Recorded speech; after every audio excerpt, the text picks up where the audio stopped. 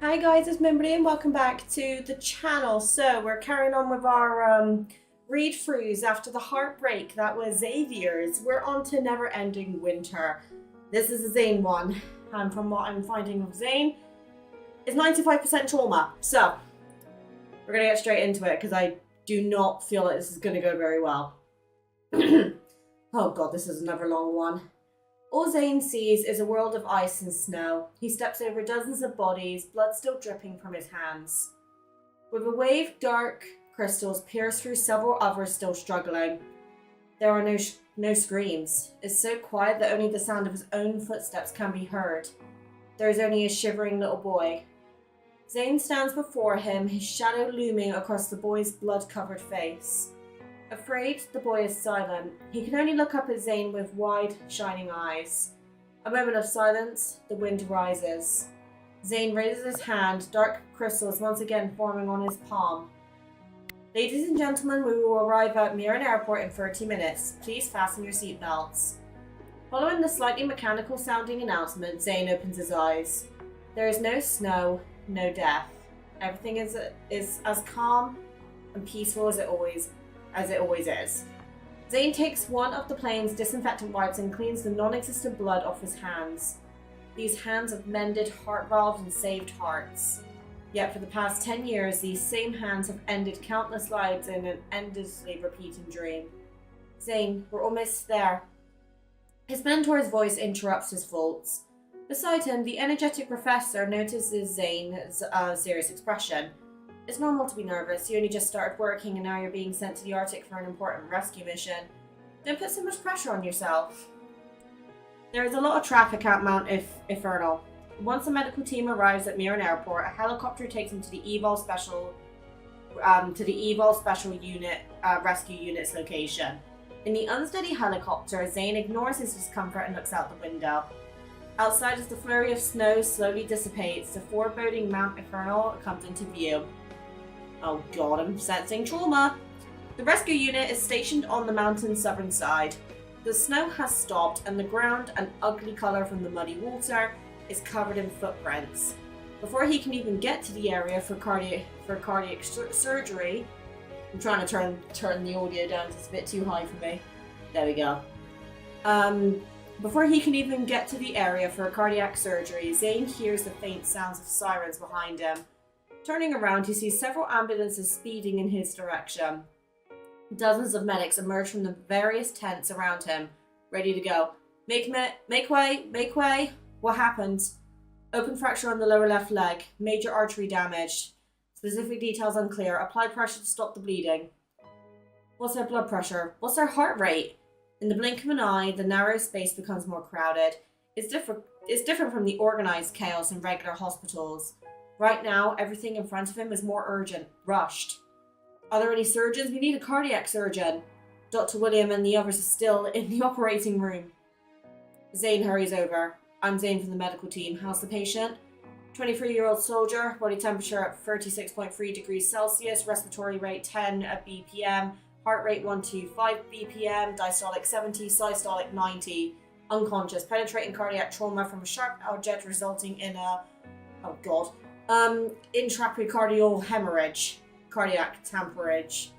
The doctor quickly reports. Prepare a blood transfusion, Zayne says to the nurse. The patient is transferred to the hospital bed as the nurse rushes in with the crash cart. Zayne cuts open the patient's clothes and discovers a bullet fragment lodged deep in the chest cavity. Zayne? Dr. Zayne, right? The nurse hooks up the patient to an IV bag. The patient's heart rate is below 50 BPM.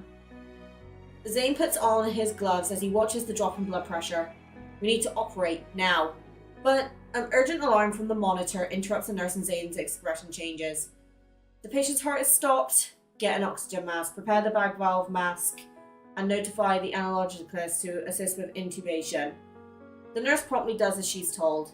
But Dr. Zayne, what should we do? The bullet fragment is still in his chest cavity. We can't perform chest compressions. Then we proceed to open chest, colon, pulmonary resuscitation. Oh my god, this is too many big words for me. Bring the instruments and contact the operating room nurse to prepare the OR. She's shocked. OC CPR? Hurry. Donning protective clothing, Zayne disinfects himself. With a steady hand, he cuts along the left side of the sternum, slicing the tissue and muscle with an electrical surgical knife. In one seamless motion, the pleural cavity is opened, revealing the bullet fragment and the pericardium, which continues to bleed. Oh my god, this is making me feel a little bit queasy, I'm not gonna lie. Zayne remembers a cardiac ultrasound image showed to him by the doctor, confirming that removing the bullet would cause further harm to the patient. Without hesitation, he makes incisions along the pericardium and extracts the fragment. The blood accumulated within the pericardium gushes out. The suction device in his hand is already in position. Suture. The suction is complete within a matter of seconds. I found the source of the bleeding, yet the patient's heartbeat still hasn't resumed. Without a moment's hesitation, Zayne reaches into the patient's precardial cavity and grasps the still heart. Oh my god, this is making me feel sick. The nurse can't help but gasp. While it's theoretically feasible, every medical professional knows the immense difficulty and low success rate of performing emergency open CPR. Oh my god. It's just the thought, like I'm feeling something in my chest just reading this. This is horrible. Zayne, however, remains completely focused. He gently squeezes the heart with the utmost care, 1 beat at a time. The harsh winds cut through the thick tent and dozens of heaters. The chill flows in from the gaps and washes over the bed. The nurse tightly closes the curtains next to her, only to see tiny beads of sweat forming on Zayne's forehead. The blaring alarm starts, and the heartbeat in his hands begin to beat. Zayne glances at the ECG monitor, only then does his tense nerves suddenly loosen. The operating room is ready, Dr. Zayne. What happened, Zayne? His instructor hurries over. When he takes in what occurred, he lets out a sigh of relief. Good work, Zayne. Let's move into the OR. The area around the hospital bed becomes busy once more. As Zayne is about to stand up, his gaze lingers on the EVOL monitor on the soldier's bedside. For a moment, the originally steady heartbeat suddenly spikes to the top of the screen. The surgery went well. Back at the ward, Zayne looks up at the blinding light above him to gather himself. Only when he drinks a glass of cold water does the tightness in his heart slightly loosen. Zayne? A person in a military doctor's uniform pokes his head into the room. Hearing the other man say his name, Zayne frowns in confusion. The man laughs. 35th cohort of the Skyhaven School of Medicine. Medical Sciences PhD 8-year program, right? Seeing as Zayne still doesn't recognize him, the man stands up straight. 31st cohort of the Skyhaven School of Medicine, now a medic of the EVOL Special Rescue Unit. William at your service. As some memories resurface, Zayne's expression relaxes. William is a fellow cardiac surgeon. When Zayne worked as an intern, William took him under his wing. William pats him on the arm and says, "Time flies, you're a real doctor now." Seeing the document in Zayne's hands, William takes and flips through them. Is it serious? It's currently under control. Zayne puts his pen back in his breast pocket. He runs his fingers down the indents of the notebook inside, parallel to each other and right atop his heart. He lowers his hand and accompanies William to the ward. When did you arrive? The night of the incident, William says. Seeing Zayne look around, he smiles bitterly. Bad, right? But it's already a lot better than before. I'll show you around. There are a couple of tricky patients at the moment. They've all been buried in the snow for too long after being attacked by wanderers, especially the one who just got a heart transplant. We might need your help with... A distant roar resounds, closely followed by the loud sound of collapsing snow and gravel. William sighs. Seems like we won't be getting any sleep tonight either. Let's go. It'll be a while before the injured arrive. We'll talk in the meantime. Zayne follows William. He turns around to see the distant Mount Aferrol light up as bright as day by flash bombs. Oh god, I hate reading medical stuff because it makes me queasy. It's not the easiest thing to do, but medical stuff will always make me queasy. Don't ask me why. Zayne hasn't left the ward for several days. The battle rages on with the wounded being sent in one by one. Just as Zayne releases soldiers who arrived for treatment earlier that day, 3 bloody stretchers get pushed in. Most can't handle the long hours and stress. 4 people already collapsed from his medical team alone. Taking over yet another exhausted colleague's patient in critical condition, Zayne needs instructions before he adjusts the ventilator. He makes 2 rounds around the ward, and after confirming everything is as it should be, walks out of the tent for a breather. The freezing air in his lungs wakes him. It's late, and the giant searchlight covers the snow. In the dark, Montefernal looks like a sleeping beast. "Are you still working, Dr. Zayne?" A passing soldier carrying steel grates greets him. Zayne nods. Captain Xander. Zayne has helped 2 soldiers under the captain's command, and they became friends. The captain stomps his snow-covered boots. "It's cold out here, Dr. Zayne. Why don't you go in and rest? I haven't seen you take a break for days." "I just woke up," Zayne says. In truth, he can't even remember when was the last time he closed his eyes. The continuous resuscitations and surgeries are like an endless marathon. He's so exhausted that he doesn't even have the energy to have a nightmare. Besides, the reality he is in right now is far more real. Bloody. Making sure I was on the right track. "What's the steel for?" He changes the subject. "They said we don't have enough wards, so we got asked to get a couple more tents up." Captain Xander wipes the snow off of his head. "It's weird, there have been many rescue operations before, and they even gave us new equipment, but somehow more people are injured. Damn, it's like there's an endless waves of wanderers." Remembering the recent anomalous evil report Zayne rumorates. The sharp sound of an alarm pierces through the calmness, and Zayne is back inside the ward almost instantly. As a nurse rushes to him and reports that a soldier is in cardiac arrest. As Zayne listens, his heart sinks. It's the same one he discharged the day before. Administer 1 dose of adrenaline. Got it. Where's the defibrillator? Almost here. The soldier who bid him farewell with a smile not too long ago is pale under his oxygen mask, showing hints of blue. One doctor is performing CPR, while another holds the doctor's chin and pinches the breathing bag.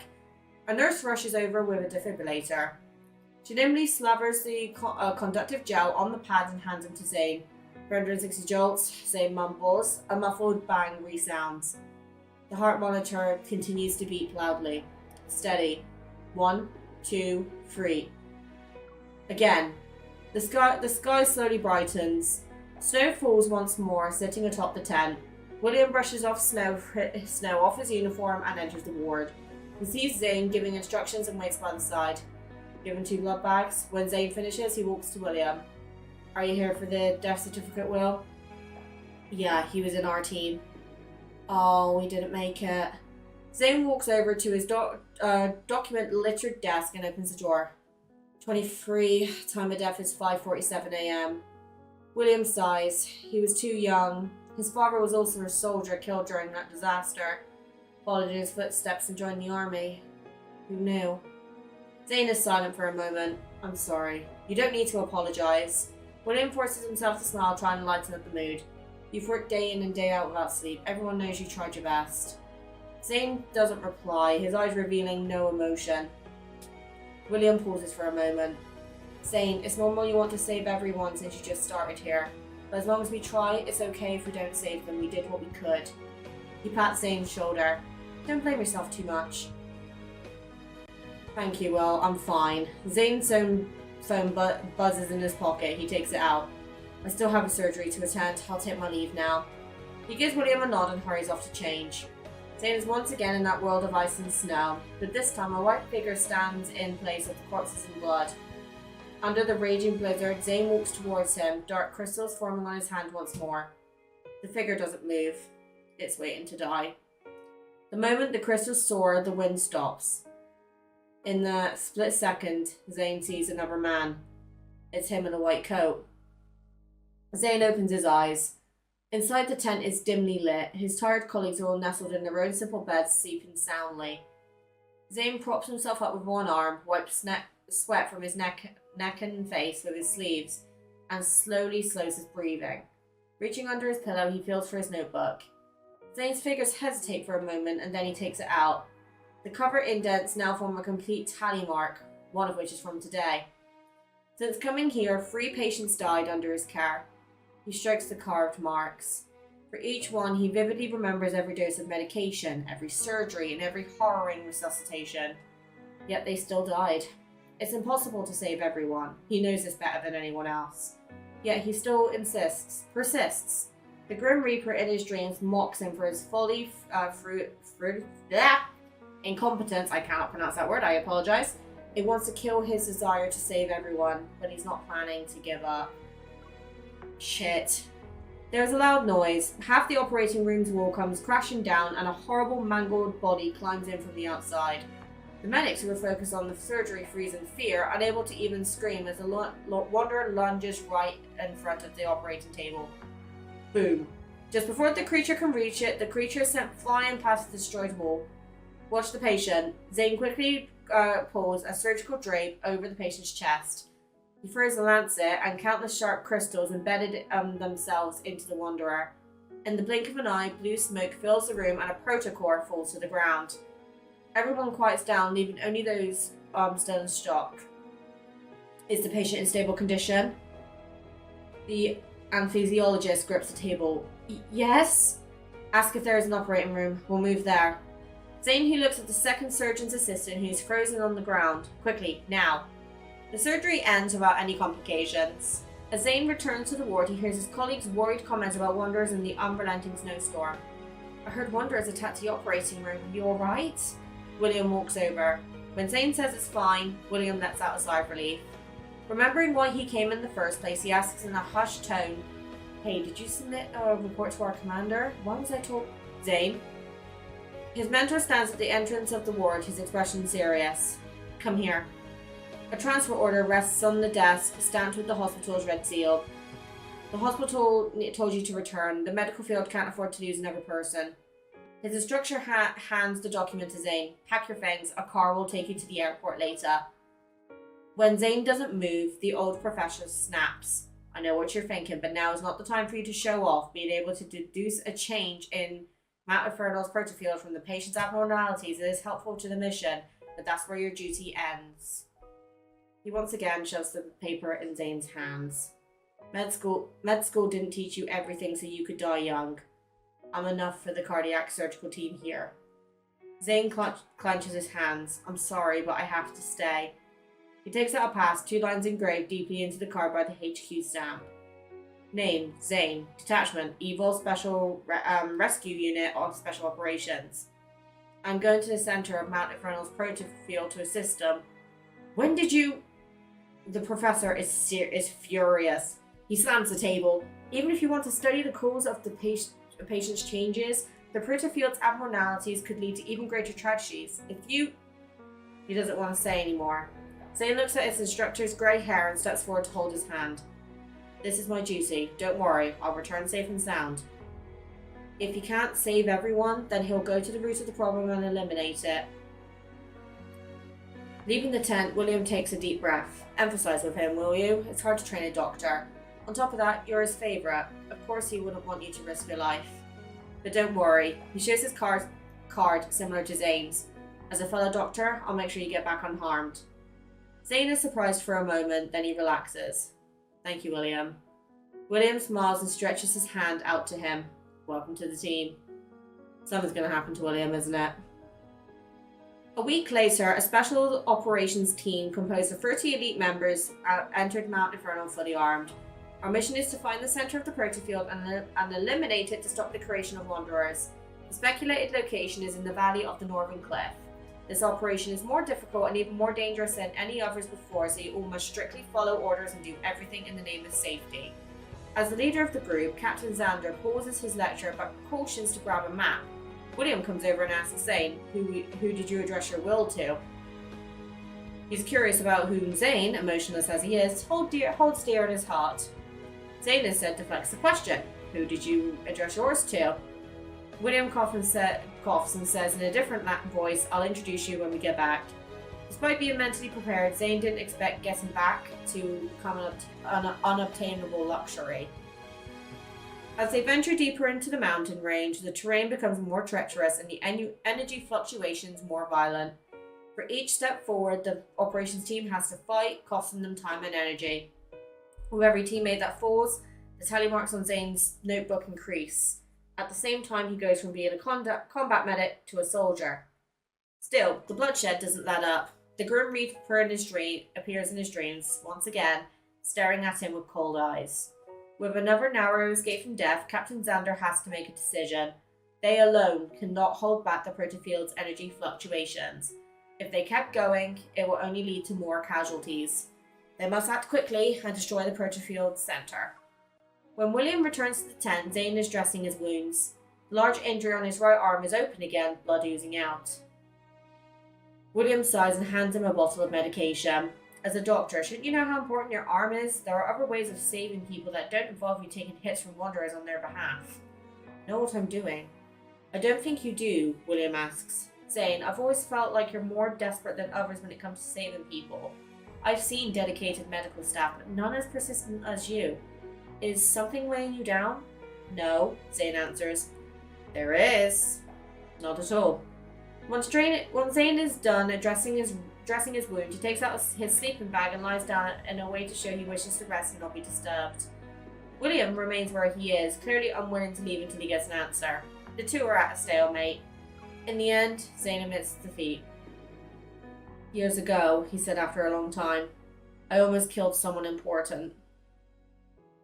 William is surprised. What happened? Here in the ice-cold air with his right hand, Zayne lets it go. I lost control of my evil. Oh no. That night, the blood in his hands kept dripping onto the ground, dripping into his streams. The summer was when he was 12.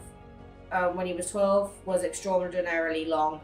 Every little thing, like the ivy climbing up the courtyard wall, the stall that sells popsicles, the swings in the park, is clear in his mind as if it were yesterday.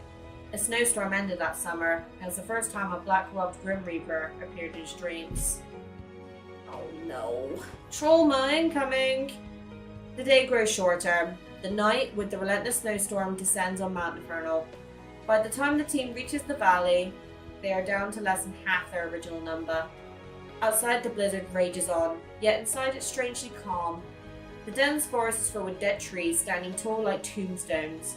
A faint blue light flickers on the black, broken branches. The continuous ringing of the detection alarm and the sight in front of them all point to one thing: the protocord's center. Looking at the scarred but determined faces of his teammates, Captain Xander says in a deep voice, "Let's begin." Yes, sir. Everyone quickly and quietly gets ready to destroy the protofield center. Orienter calibration done. Electrical current ready. Metaflux barrier test initiated. 1. Bunkers ready. Protofield systems setup complete. Limit of protofield strength reached. Transmission progress up 75%. Magnetic field coordinates confirmed 57, 31, 64. Transmission progress has reached 100. Everything is ready.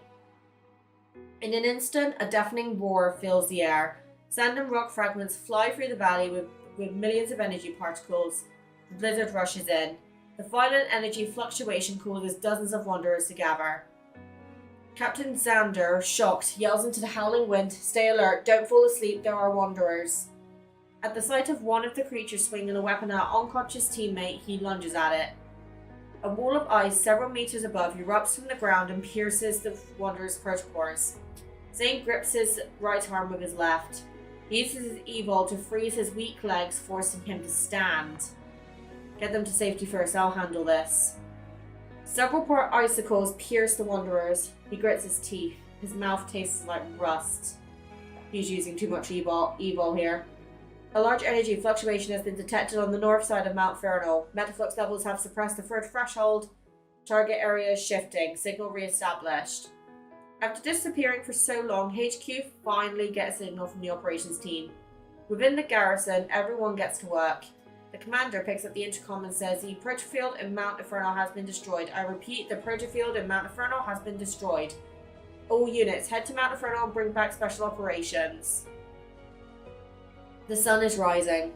Peace returns to the valley. Crackle. Operations. Crackle.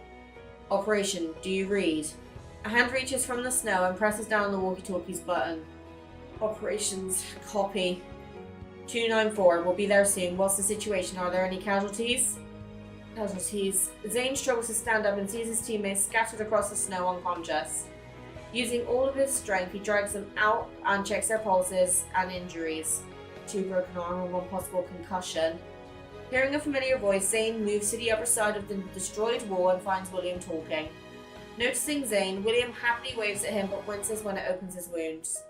The remaining smoke from the explosion finally disappears, revealing a gaping hole at the bottom of the valley. Although shocking, it's proof of the protofield's destruction. After checking vital signs of their remaining teammates, William sighs in relief. Zayne, he says with a smile, we can go back. Indeed. Sunlight filters through the clouds and fog. Zayne's heart, always so wound up and tight, finally relaxes. The frozen apocalypse of his dreams did not become a reality. There should be some heating equipment left in the bunker. I'll go look. William pats snow off him and starts walking. Zayne returns to his senses and is about to help when he stops in his tracks. Will. What is it? William turns around. Unable to speak, Zayne points. Confused, William looks down. An eerie blue glow appears on his chest. Crystals, beautiful and sinister, slowly begin to spread. Oh no. What is this? Suspicious, William touches them. He finds the fine black crystals are now growing on his hand and sting. He tries to wipe them off, fling them off, even uses evil to get rid of them. The crystals continue to grow. Sensing something is wrong, Zayne reaches out and is about to touch William's chest when it all happens so suddenly.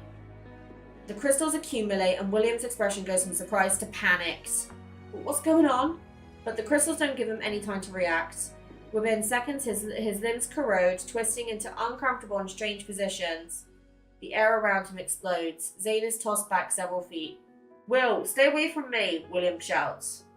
Oh no, his bone and muscles are torn and start to dissolve. He cries out in pain. Zayne grits his teeth and forces himself to calm down. He tries to use his evil to freeze the crystals. Frost covers William's body, holding the crystals for only a few seconds. It didn't stop them from spreading. A few seconds should be enough. Zayne holds his breath, gathering frost once more. Zayne! The crystal explodes. Zayne feels a sharp pain across his forehead, blood blurring his vision. He staggers and he hears William shout through the pain. Forget it, leave me too. Before he can finish, countless crystal fragments fly at Zayne. Zayne badly dodges them as he tries to fight against the crystals on William's body using evil. However, his body begins to fail him. Pain explodes through his shoulder, fragments embedding themselves into his flesh. Zayne trembles. No, you'll get taken down with me.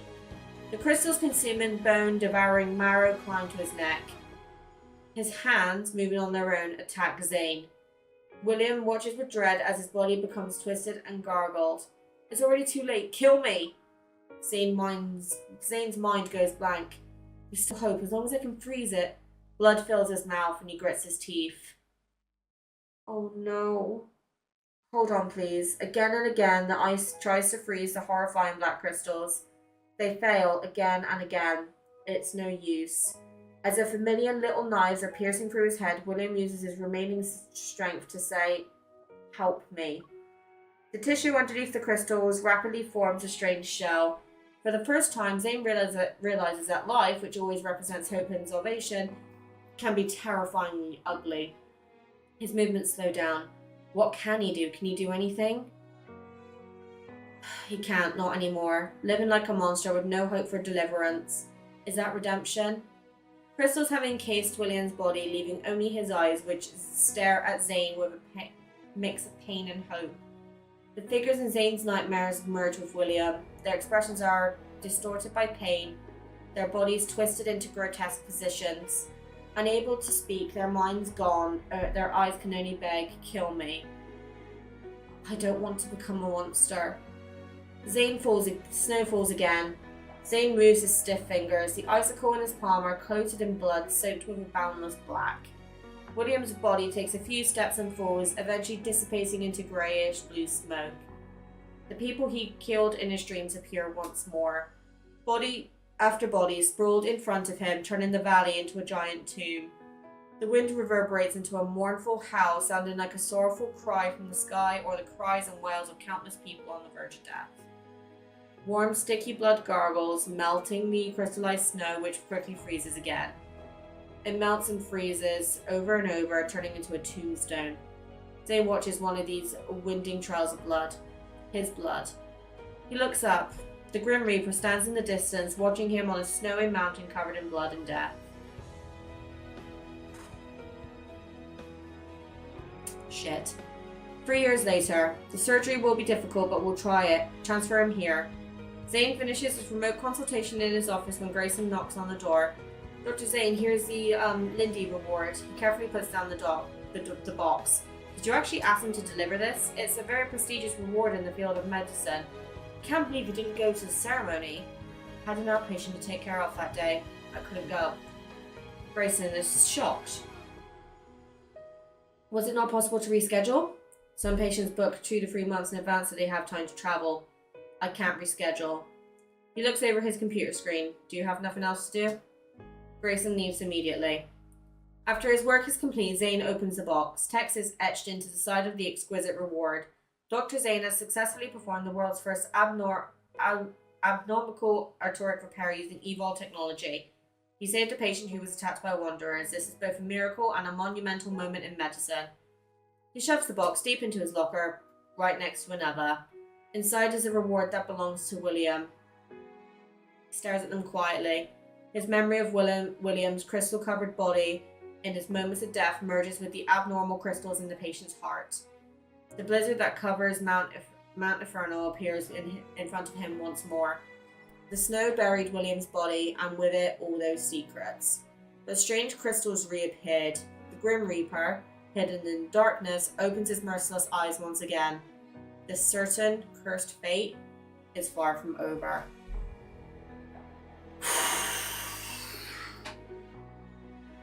This is definitely... I should just rename this series to Love and Depression. Oh my gosh. So Zayne can't control his evil very well, huh? Or if he can, he doesn't know his limits. Or maybe he knows his limits, but he's so desperate to save people, he does it knowing he's overstepping. Oh my god, that was hard to read.